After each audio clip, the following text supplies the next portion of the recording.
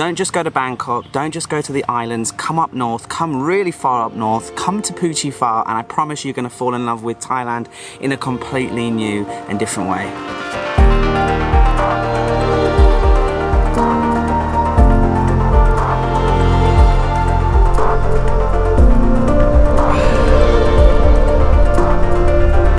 Unbelievable.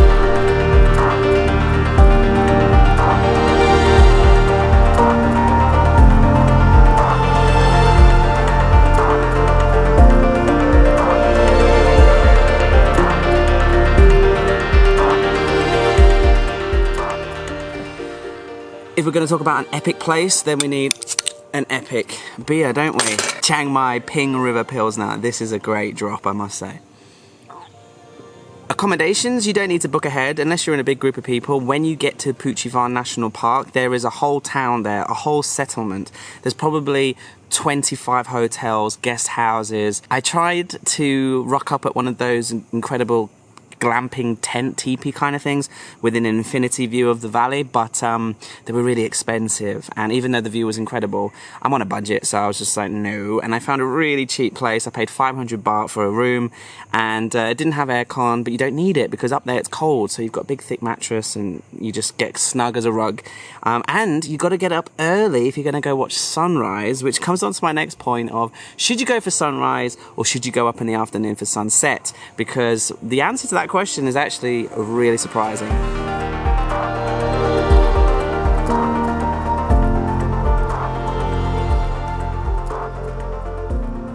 So let's talk about sunrise. I woke up at 6:30 and I had a bit of a fail. I couldn't find my motorbike key anywhere and I was scrambling around for about 45 minutes to an hour, and eventually I just gave up and I hitchhiked up there. Luckily it's really easy to catch a ride in Thailand. People will pick you up like that, and a bunch of Thai people were heading up there late as well, and I hitched a ride with them and then I started the trail. The first 500 meters are the worst, but it's really easy. Literally the beginning part here, that's the steepest part. When I got up there, the entire peak was completely surrounded in morning mist and clouds, and that's okay. I thought, oh, that's all right, that's just going to clear away. As the sun rises, it will heat up the valley and burn off that cloud like they always do. In Thailand, there's always a layer of cloud on the peaks and then they just kind of disappear quite quickly, actually, in my experience, but not today. You see these people? They're in a cloud right now and they're just patiently waiting for this to blow over to reveal the view. We're all just kind of hanging out here in the clouds waiting for epicness to reveal itself. And I've never seen the sunrise through morning mist, so that's a new experience.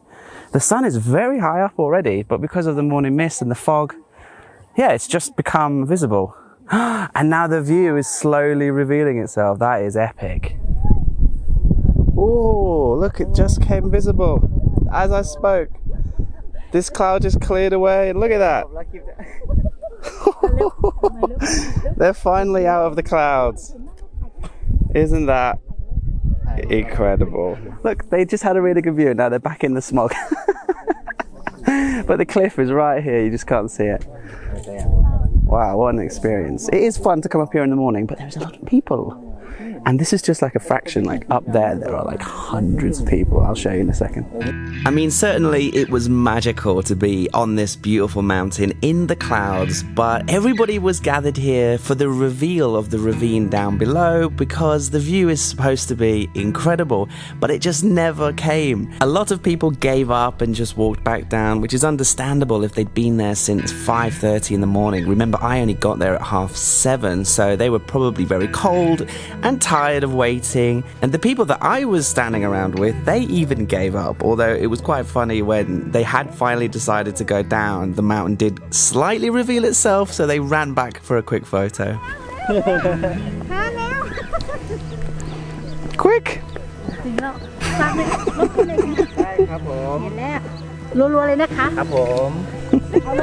And I even took like a 45-minute nap on the mountain just to wait for the reveal, but it just wasn't coming. All of the mountains behind us had revealed themselves and the valleys were completely visible, but the one that we wanted to look at just would not become visible. And even I had to give up then. It was probably 9:30 and I was starving and my bowels were moving, and I was deciding that it was probably time to give up and just head down to my room. And actually, to be honest, when I packed my bag, I did turn and I looked up at the mountain, and it was 11 o'clock in the morning, and it was still completely, the peak of it was still completely in the clouds. So I don't know if it was that time of year or that just particular morning, the weather system or whatever, but everyone who went up to the peak for sunrise did not get to see a sunrise. So it was pretty much fail. But let's talk about the surprise of this trip. That was for me, Phu Chi Fa at sunset, or late afternoon really. I got to Phu Chi Fa and I thought to myself, I'm not going to just like, relax, go to bed early and go watch it for sunrise, which thankfully I didn't. I thought, no, I'll go up there now, check it out and enjoy the afternoon. And I could not believe what happened. Woo! Welcome to Phu Chi Fa! Have you ever seen anything as epic as that? Because I haven't. Firstly, when I arrived, nobody there, absolutely nobody, just my bike, maybe 2 other Thai people parking up. I walked up the trail, nobody there on the trail. I walked all the way up, and I got to the summit, and I was the only person up there. And there's nobody here, baby, nobody here but me. Basically, I think everybody comes here for sunrise, but you should come here for sunset because nobody's here and is basking in beautiful sunlight. And okay, I can hear and see a couple of Thai people coming up now, which is good because then they can take a picture of me, because I'm just up here looking at the view by myself. Absolutely amazing. And in the distance, obviously, you have the mountains and the valley into Laos. That is Laos. What we're looking at is Laos. It took me 6 hours and 3 mountain ranges on my Honda Dream to get here, but it was worth it. I mean, come on. This is a special place in Thailand. To be honest, my only regret of Phu Chi Fa was not spending the entire sunset up there. I did think, no, I need to get down, I need to find a place to stay, I need to get dinner, I need to do this, I need to do that.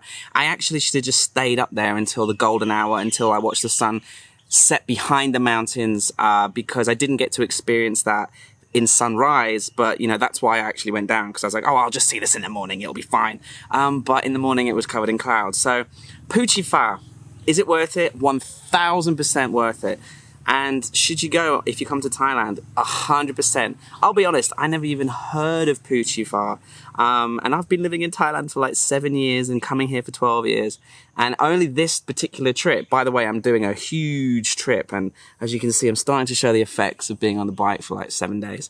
And if you can check out all the other videos, because I'm going to all these amazing places on this trip. And when I researched Phu Chi Fa, I was like, oh my God, that looks incredible. And it looked like one of those places that might be overrated or something. But when I actually got there, when I experienced it for myself at sunset, it was 1,000,000,000% worth it. So I hope you found that video useful. Come to Phu Chi Fa, come up north, go to Northern Province, go to Chiang Rai Province, go to Chiang Dao.